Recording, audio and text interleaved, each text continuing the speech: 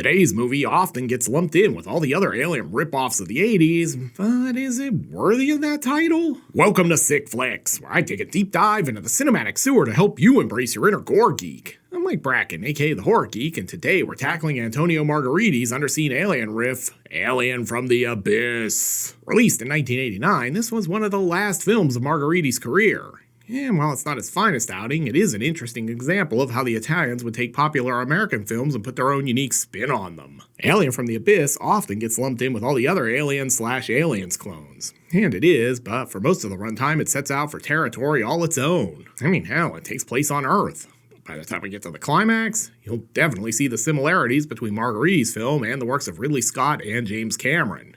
And I'm totally cool with that. But enough about that. Can this weird alien claw thing kill enough scientists and soldiers to earn a coveted 5 barf bag rating? Let's get to the gore and find out. Oh, and before we get started, today's video is sponsored by patrons Eugene Quimby, Marcos Lopez, and John Bly. If you'd like to help sponsor some videos and free me from the shackles of YouTube's tyranny, you'll find a link to my Patreon in the pinned comment and description below. And now, let's get bloody. We fade in on these credits, and there's no way I'm trying to pronounce that name. And another low-effort title card. Props for making it move, I guess. I, for one, am always appreciative when my Alien ripoff puts Alien right in the title. Julia MCK. Must be her hip-hop name. Whoa, Charles Napier? He must have had some crazy gambling debts to pay off. Screenplay by Tito Carpi, who is absolutely not trying to convince you he's an American. But Antonio Margheriti is absolutely trying to convince you he's an American with this Anthony Dawson credit. Captain, I think we're gonna need a bigger boat. I love that they were just cruising around on the open water, but in this shot you can totally tell they're anchored near shore. Say it with me, kids. Continuity is hard. Below decks, we've got Five Below Sharon Stone snoozing. But before we can ogle her hiney some more, we've got action on the deck. There's a chopper and guns. Sorry, we just wanted to touch base with you about your boat's extended warranty. This is like what you get if Captain and Tennille had been a hip-hop group. Anyway, the chopper guys aren't buying the we're out of gas ruse, so Amazon Basics' Michael Bean has a new idea. Go out there and show a little cleavage. But that doesn't work either, so Cool G Rap here is like, damn, if they're even willing to shoot the white people, we probably better get out of here. Alright, turn around. If we sail this way, we can probably find a Jaws ripoff to be in. Discount Bean is not happy about this, though. You got paid to take us to this island. So why don't you just finish your job? Yeah, he's got to get over there and stop the T-800. The fate of humanity hangs in the balance. And as far as reasons for reneging on the deal go, this is solid. Hey, it's not my fault that the bastards try to sink my boat. God, can we get Linda in here? Help him with that line, Linda Day George. Bastard! Bastard! Or maybe we can let another actor try it. You know what we're trying to do to those bastards. No, still not quite right. Linda? Bastard! Bastard! Then we hop over to HQ. The lab coat says science stuff, but Charles Napier's outfit screams he just got back from safari. I'll give him this, at least the chopper is actually flying. Alright, get your shit and get off my boat. Meanwhile, Carlton Banks thinks about the sweet life in Bel Air he gave up to run an island touring business. With everything settled, we now see Budget Bean tugging on his dinghy. Hell yeah. No, not like that, you pervs. I mean, he's pulling this boat ashore. Weirdest episode of Gilligan's Island ever. The mate was a mighty sailing man, the skipper brave and sure. 5 passengers set sail that day for a 3-hour tour. A 3-hour tour. Oh god, he's got a camera. Is he gonna vlog? Oh, holy shit. They filmed your second grade science fair volcano project and tried to pass it off as real. And they're off, in search of the nearest Banana Republic. You kids even remember when Banana Republic was in the mall? Or malls? Christ, I'm old. Nothing to see here. Teens have just been trying to summon Satan again. And jump scare. Huh? Look out! But it's just an annoying kid. Great. Hello, me Datu. Friend. I hope the aliens eat him first. Yeah, definitely getting stronger Italian cannibal movie vibes than Italian alien ripoff vibes so far. Oh, and here's some exposition that's probably going to be important later. Subak, the volcano god, have big devil inside. We make ceremony for devil to go away. So it's a volcano exorcism. Got it. Thoughts on this, Lance Henriksen? That's the stupidest fucking thing I ever heard. Yeah, I'm with you on that. Oh, sweet. Volcano Cam. I love this show. When you called me over to watch something hot, I thought you meant P-Hub. Down here, these guys are watching the Yule log. So this is what John Hammond did before opening Jurassic Park. So this is actually veteran Italian actor Luciano Pagazzi. He was in things you might have seen like Yor, Hunter from the Future, All the Colors of the Dark, and Margheriti's 7 Deaths in the Cat's Eye. And he's got some exposition, too. We're dumping radioactive waste into the volcano. We're creating a bomb of enormous power. I'm not a volcano scientist, but that sounds like a bad idea. And how you get toxic lava. I love that the old guy is the voice of reason, but also looks like a homeless drunk. Oh, good, it's time for church. Dear Father, please make this movie not suck too much. Ooh, check out the acid-wash denim vest. This was definitely made in 1989. Probably from the Andre Agassi collection. And now it's time for Jibber Jabber. These two are Greenpeace types who are looking to get into Charles Napier's Echem plant so they can do an expose on them. The Padre's gonna tell them, but yeah. In about half an hour. Reverend, can you tell us anything at all about the inside of the plant? Lady, maybe don't cut him off before he tells you the plan. Camera guy's like, this is boring. I'm gonna go shoot some footage for Natives Go Wild. Honestly, this fake volcano is pure magic. And the volcano? How long has it been active? Oh, not for long. It was pretty lazy, but its New Year's resolution was to move more and get in shape.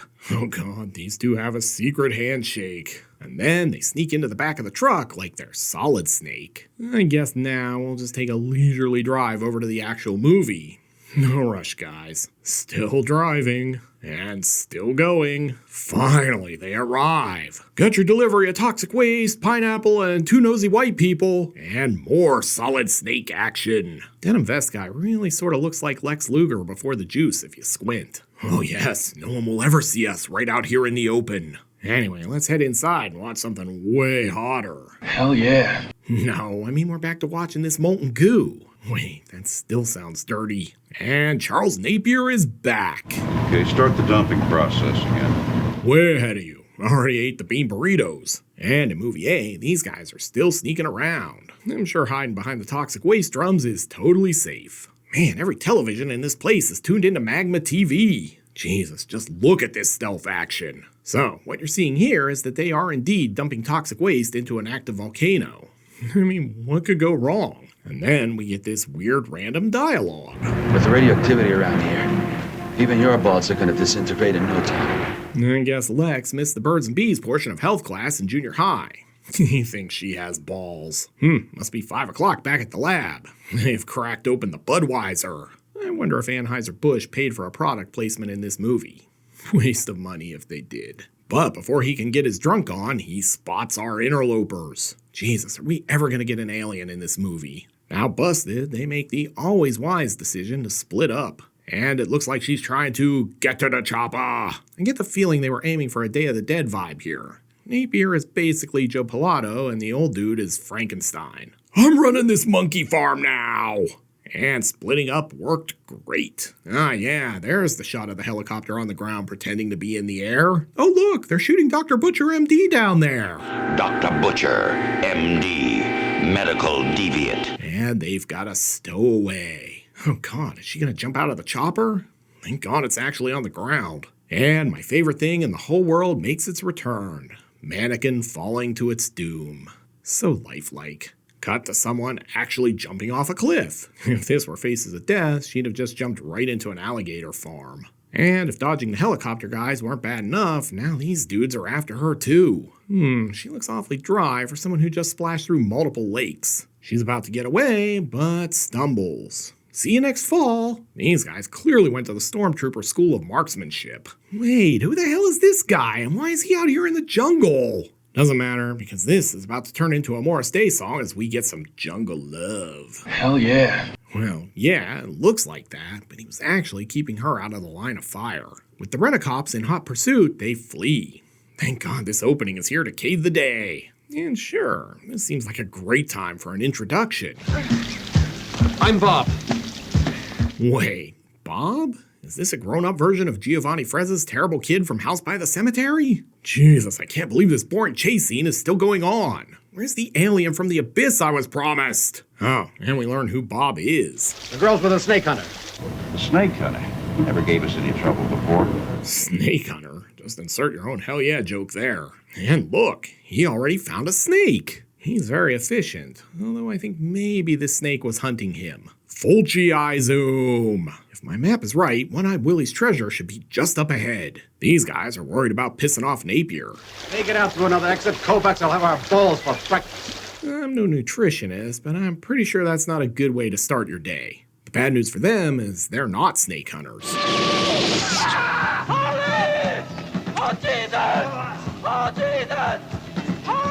Definitely a great moment in horror film acting right there. Way to commit to the scene. Oh look, Napier's got a serious business jungle fatigues on today. Must have a big meeting. Oh, never mind. He's just meeting with off-cycle Lex Luger. Nice camera you got here. I bet I could shoot some cool YouTube tutorial videos with this thing. Back in our main movie, Bob is taking Jane back to his place, presumably for Netflix and chill. If he offers to show her his snake, this video is over. Now to season this with some 2-stroke chainsaw oil. Perfect. Then he mansplains venom to her. I'm a snake farmer. You're kidding. For the poison. The pharmaceutical industry calls it venom and pays very well for it. Yeah, no shit, Bob. We've all heard of venom. I suppose we should also point out that that's Ted Rusoff dubbing Bob. Then things get weird. Try it and see what you think. Even if it's snake, I'll eat it. I'm starving. Hell yeah. No, she means actual snake. Settle down. Hey, did you guys start dinner without me? Back at HQ, Napier is laying down the law. What's the matter with you? You losing your balls? God, I hope not. What will Napier have for breakfast then? Now, get out of my office. Back in the jungle, Bob is milking his snake. Hell yeah. No, this actual snake. Anyway, he's trying to get his actual snake milked, but he's getting shot down. All you need now is... Don't touch me, you snake squeezer. Lady, he just saved you and made you dinner. I'm not saying you gotta let him put the moves on you, but maybe take it down a notch. And now she's totally changed her tune. Oh, Bob. You're a... Snake squeezer? Oh, an angel. This lady's giving me emotional whiplash right now. Oh, holy shit, Napier. Button up that shirt. You're on duty. I rescind my John Houseman comment from earlier. This dude is definitely Jack Elam. You kids even remember Jack Elam? Christ, I'm old. Anyway, the gist of all the jibber-jabber is some flaming object has landed in the lake, and it's vitally important to know what it was for reasons. And just another day down at the Springfield nuclear plant. Steam pressure still too high. Open release valves 9, 12, and 17. Probably should get Simpson and Sector 7G on that. We've got movie sign! And our heroes are back. For once in your life, stop telling me what to do, will you?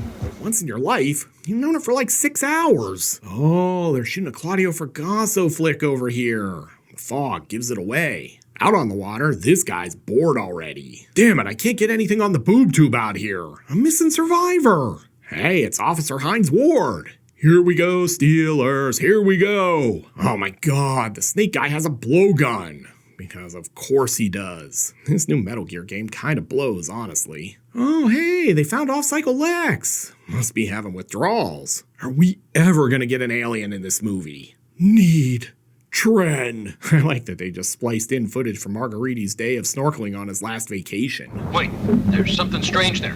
I'm going over to get a better look. Looks like a rock. Oh shit, they either woke up Godzilla or Cthulhu. Oh god, did this guy get the bends? You could say it's a real face-off. Hold the phone. Sizzling blood from an alien appendage? Are we finally getting to the alien ripoff portion of the film? And now this guy's getting killed.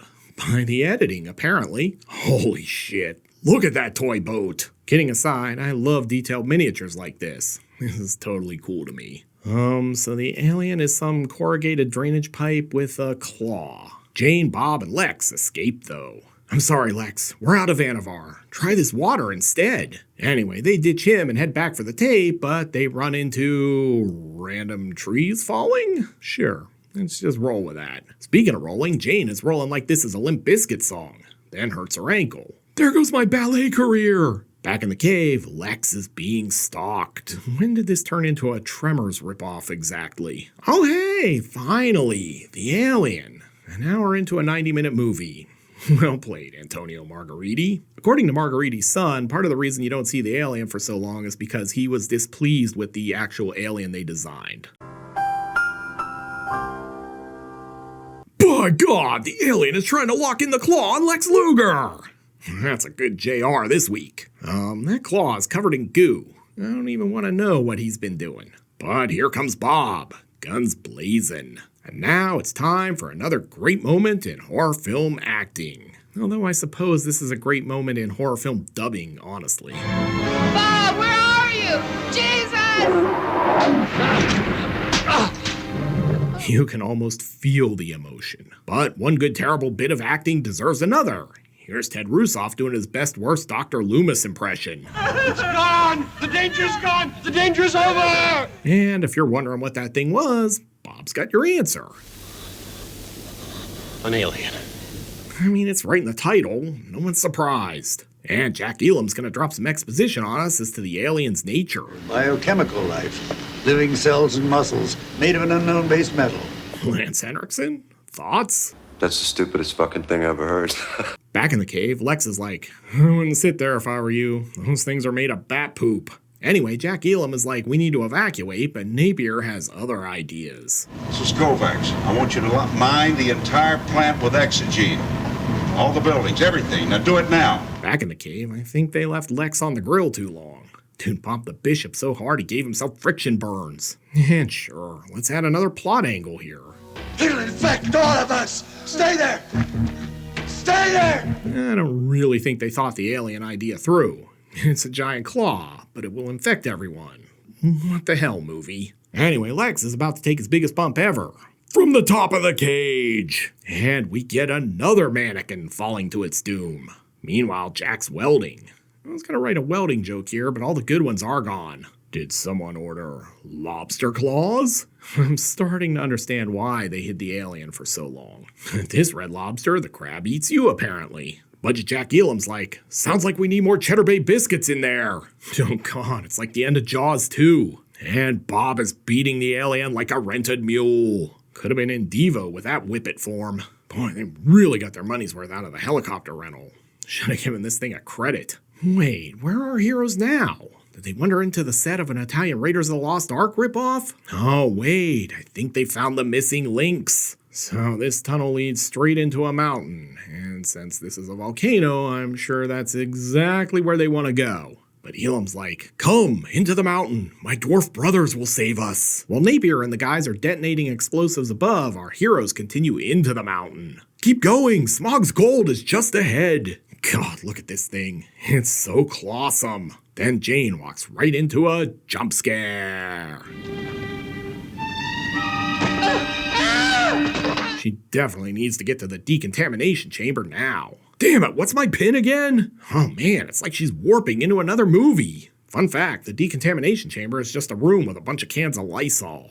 You are fake news. Back up top, Napier is getting covered in goo. Hell yeah. No, the alien goo. Back downstairs, Jane finds the tape. Hey, it's the Lost Event Horizon footage. But Charles Napier isn't letting that footage see the light of day. Give me the footage and no one gets hurt. The world isn't ready for this unique vision of hell. And she hands it over. Ha ha ha ha ha, the tape is mine. Now I can sell it to Scream Factory and live like a king. Or not. Clearly there was some hot footage on that thing. Napier sends everyone on their way, then sets out to kill the monster once and for all. Be very quiet. I'm hunting wascally aliens. Oh shit, here comes the fool alien. Your bullets are powerless against my thick exoskeleton. This entire video I've been trying to fit a White Claw joke in here, but I don't think it's gonna happen. And down goes Napier. Literally. Man, could that dude act with his face or what? I don't even know what this thing is supposed to be. It's like the art department just raided a construction site and made a monster out of whatever scraps they could find. Oh shit, are we ripping off aliens? Are we gonna get a Xenoqueen versus front-end loader showdown? Because look, I'm totally here for that. This is not really a fair fight. I don't think this alien prop can even move. Yeah, we're definitely into aliens territory now. Jane is running around in her underwear, fighting the alien with heavy machinery. Someone give me 20th Century Fox on the line, please. Hey, remember Discount Jack Elam? He's back. I'm here! Hang on! And he's brought his special weapon, so it must be the climax. Oh yeah, he's gonna power wash it to death, I think. Except... Great work, Jack. Guess it's up to Bob to save us. We are so fucked. Oh man, they killed Jack Elam! And there's more alien. And it's dead. So we got Discount Ripley, Discount Michael Biehn, definitely considering this an Aliens ripoff. And they escape just as everything explodes. Huzzah. And famous last words from Bob. It's gotta be the end of it. Oh yeah, and freeze frame ending, baby! Drink. So, what have we learned from Alien from the Abyss? Well, for starters, that you can make an Alien/Aliens ripoff without ripping those movies off wholesale. For most of the 90-minute runtime here, this doesn't feel like an Alien universe ripoff at all. But the climax definitely ventures into ripoff territory. But I'm actually good with that. Margheriti made fun movies, and this one definitely entertains. But enough about that. Can this alien kill enough soldiers to earn a coveted 5 barf bag rating? Let's go to the gore card. In terms of gross anatomy, this one is a little light. We're treated to alien goo, multiple burn victims, that rotting arm, 1 burn-off face, and that's about it. The FX work is solid, there's just not quite enough here to justify giving this one anything more than a 2 barf bag rating. Alien from the Abyss isn't a sick flick, but if you love these Italian Alien knockoffs like I do, it's definitely worth a look. Looking for another great ripoff of Ridley Scott's classic? Then be sure to check out my review of Creature, aka Titan Find. You'll find a link here on the screen. I'll meet you over there. Until next time, I'm Mike Bracken, aka The Horror Geek, bringing you all the splatter that matters.